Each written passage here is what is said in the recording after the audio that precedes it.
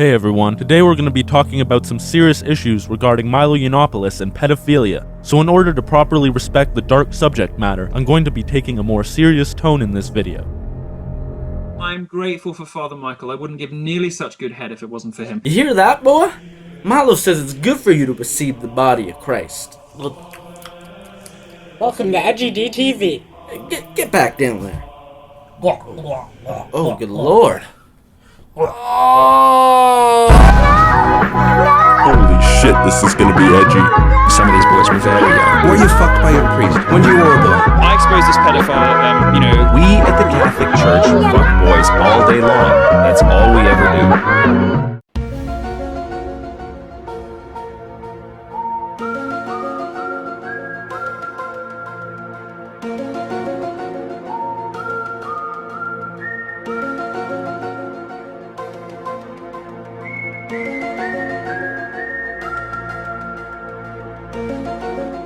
This episode of the Pedo-Files is sponsored by UJIS, Bop It, and Nike. Just do it! Why don't you have a seat right over there, please? Why don't you have a seat over in that chair? Why don't you have a seat right over there? You want to explain yourself? Milo Yiannopoulos has recently come under fire for comments he made in two separate interviews on podcasts that were recorded over a year ago. None of the constant media attention on Milo up until recently had been for his comments on these podcasts. Late on Sunday night, February 20th, 2017, a video cutting together 3 clips from the Drunken Peasants Podcast was shared on Twitter by an account called Reagan Battalion. In the video clips, he talks about having sucked off his priest when he was 13. He outlines the difference between pedophilia, the attraction to prepubescent children, and hebephilia, the attraction to young teenagers. He also explains how younger boys sometimes have romantic or sexual relations with older men as a coming-of-age thing in the gay community. This video caused CPAC to drop Milo from attending. Simon & Schuster dropped Milo's book, and Milo was pressured to and ultimately stepped down from his position as senior editor at Breitbart. Most of the articles published by the corporate media gave the least generous interpretation of the situation.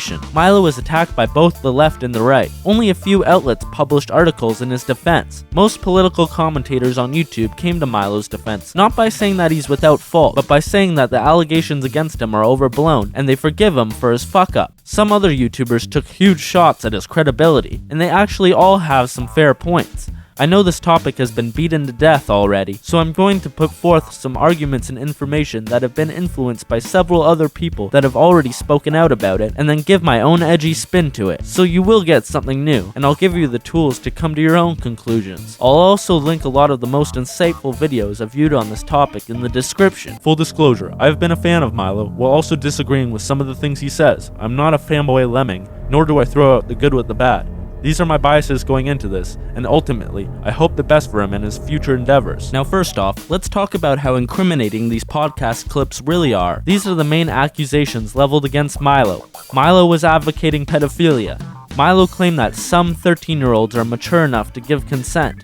Milo defended specific pedophiles, and Milo praised sexual relations between young boys and older men. So just to preface this all, Milo, who has repeatedly reported against pedophilia, was not talking about pedophilia when he mentioned young boys or 13-year-olds. It's still fucked up for adult men to fuck young teens, but this is hebephilia, not pedophilia. And this is a distinction that Milo made in that podcast, and it's important because contrary to what Thunderfoot claimed in his criticism against him, Milo is not contradicting himself for having previously spoken out against pedophilia. Now the clips in this video are arranged and edited to make it seem like all these accusations are indisputably true, while disregarding the nuance of his comments. If you listen to this whole conversation in chronological order, his statements seem more reasonable than those allegations make it seem, although they still stand on their own as reasons for concern. The Drunken Peasants were showing Milo a video that some YouTuber Kevin Logan had made, criticizing Milo for comments he made during his appearance on the Joe Rogan Experience Podcast. In the interview being criticized by Logan, Milo explains how he blew his priest, referred to as Father Michael, when he was around 13 years old.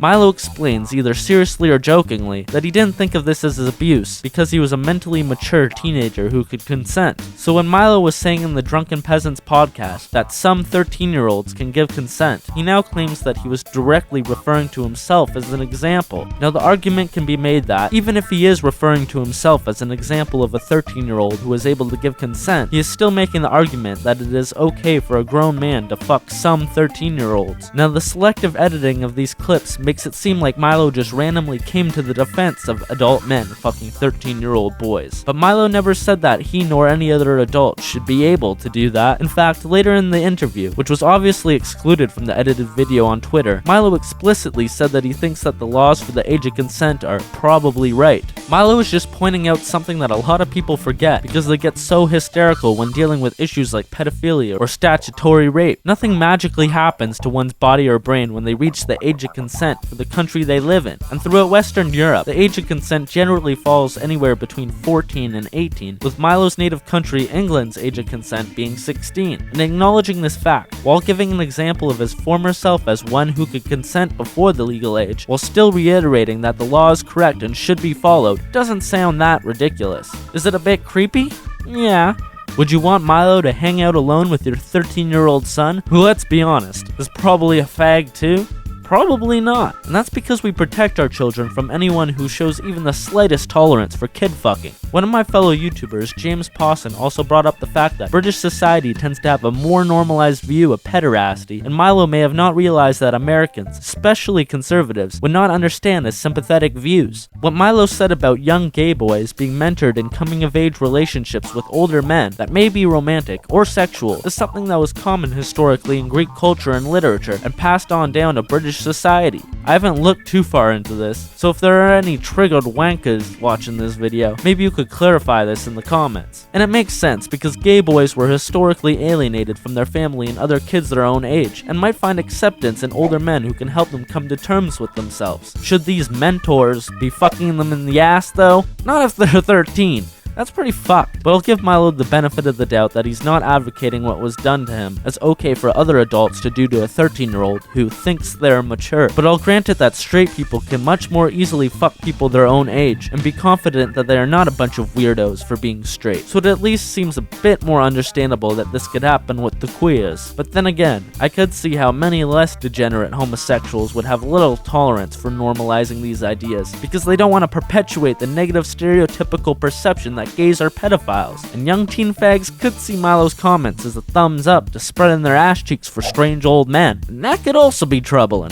God damn it, what am I doing? I'm explaining both sides of the argument? Holy fuck, I'm really Philip DeFrancoing this whole video. Hey, anything to not trigger my snowflake fans, so you don't dislike my video and trigger me into suicidal depression. Anyways, another argument leveled against Milo is that he defended specific pedophiles by witnessing their abuse and not telling authorities. Joe Rogan tried to press Milo to dox the priest he blew at 13, who Milo referred to as Father Michael, and Milo wouldn't do it. Milo also spoke of a Hollywood party he attended where big-name Hollywood elites were giving drugs to really young boys and having unprotected sex with them. Milo refused to name names. Some people saw this again as defending pedophiles. I see him as being one of the many inactive cowards that had knowledge of these situations, and he got caught in a moral dilemma, supposedly when he was around 21 years old. He ultimately didn't call the cops, and for that you can shame him. By the way in which he spoke of it, it didn't seem like something he would bring up if he was okay with it happening. It seems like he felt he should bring awareness to it, which is much more than most people do who get that close to the dark secrets of Hollywood. But since Milo didn't call the cops while he was witnessing it, whether he deluded himself at the time that it might be okay, or he was just passively inactive, Milo couldn't speak out against these people now without getting sued into oblivion for libel, while also not getting anyone convicted. You could definitely argue that his inaction says something about his character though.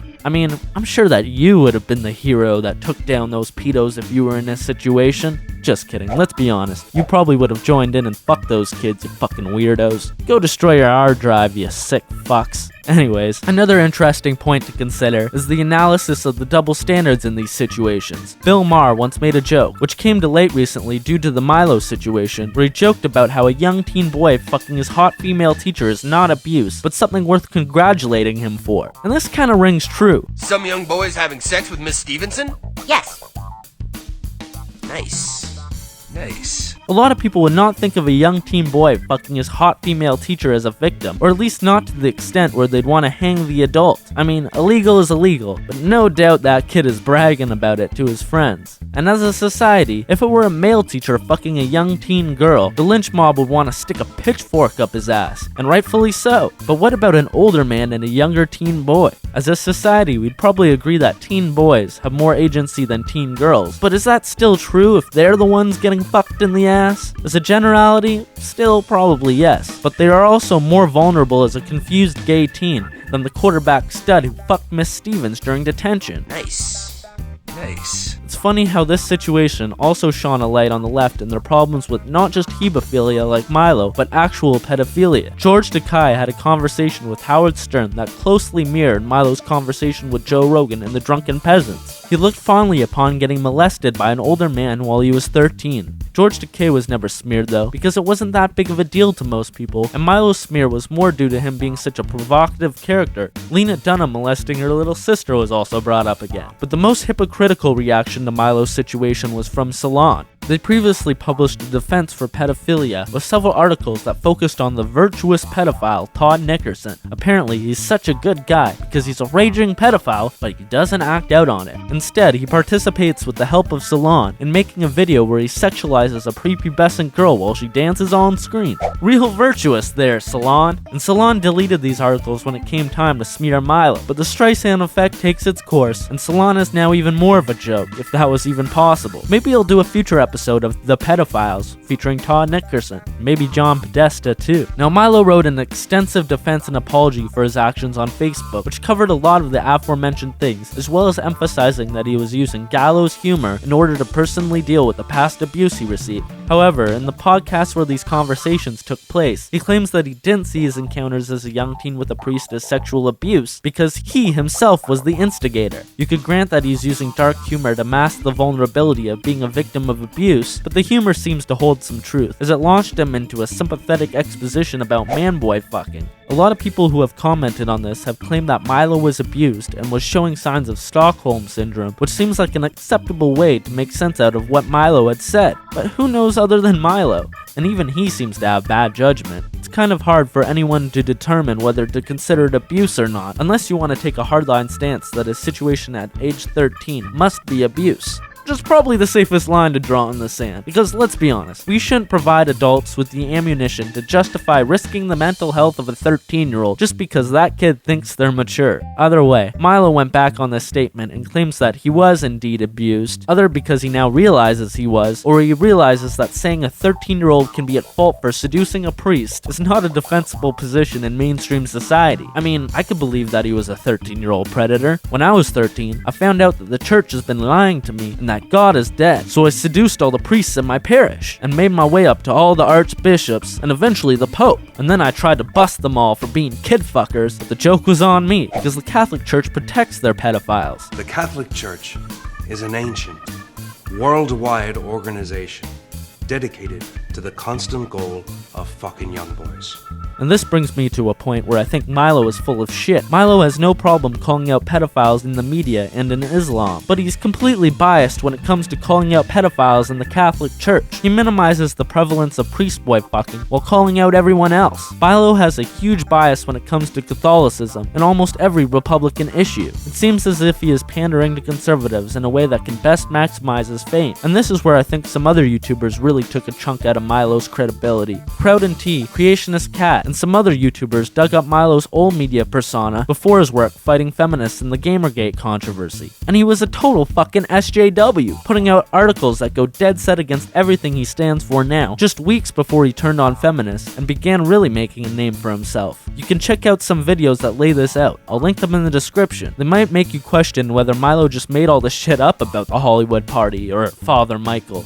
I believe his stories, but I wouldn't be shocked if they weren't true. Anyways, I'm gonna outline the whole political smear element of this debacle. A poster on 4chan foretold about how the smear was going to happen hours before the hit pieces were published, anonymously claiming that he was on a mailing list where they had been sitting on these video clips for some time. They were waiting to release them once Milo had made a bigger name for himself. Milo claims in the defense he later gave that he was being attacked for political purposes by a collective of never-Trumpers. The Reagan Battalion's website is just a page that links to several different conservative news outlets, with the first one being The Blaze, a conservative outlet founded by anti-Trump commentator Glenn Beck, who once rubbed Cheetos all over his face in order to stick it to Donald Trump. Was he behind Milo's smear? I don't think so. The only smear he's behind are the Cheetos on his face and his own credibility. Many news outlets dug deeper into the origin of the Reagan Battalion, and one of their main purposes was to promote an independent candidate, Evan McMullen, who actually won 20% of the popular vote in Utah. Now how the fuck did he do that?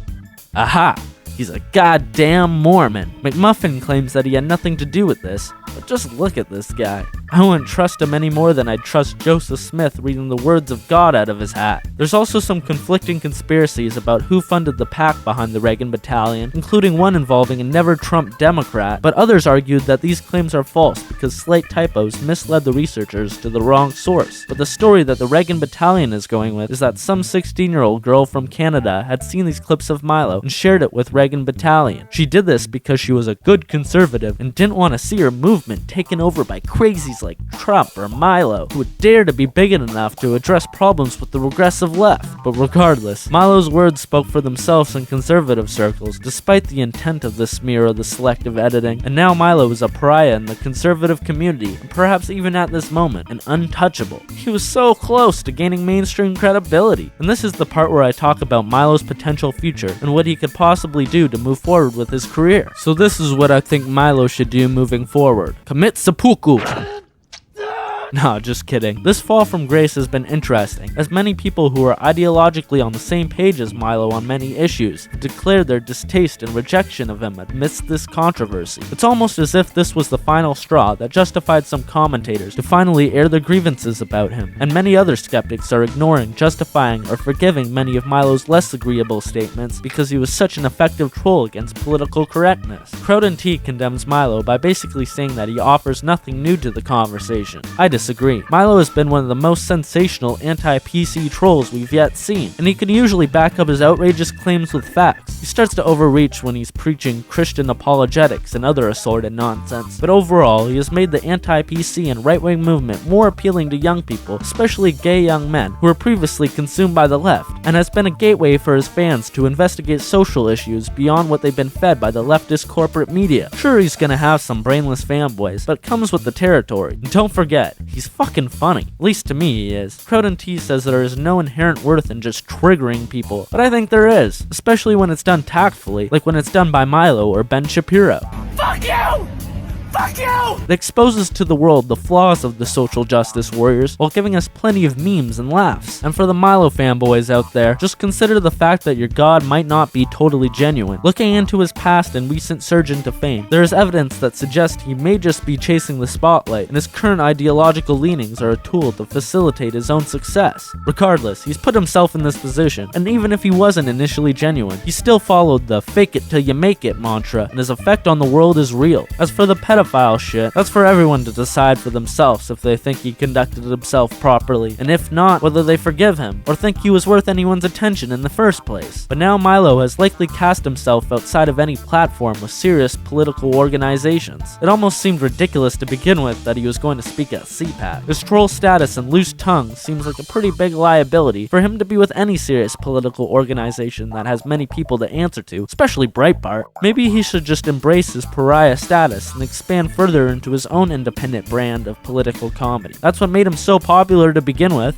That's what I'm doing. I've probably fucked myself out of any serious political job position out there, but I don't give a shit. This is much funner. I would also suggest that he tries to improve his research and have more specific facts on hand to back up a lot of the sensational claims he makes that seem outrageous. He will be seen as more of an intellectual and more of a justified troll if he has irrefutable evidence to support all his mass triggerings. I feel like Milo improving his integrity could eventually get him back on course, and all he could really do about the pedo shit, I think, is just lay low about it, to be honest. And next time he's asked a question like this, You've never seen a 15-year-old girl you thought was hot. unless he's got some bulletproof argument to back it up, he'd be better off to just take the Joe Rogan route and just say, I'm not into 14-year-olds. How dare you, sir?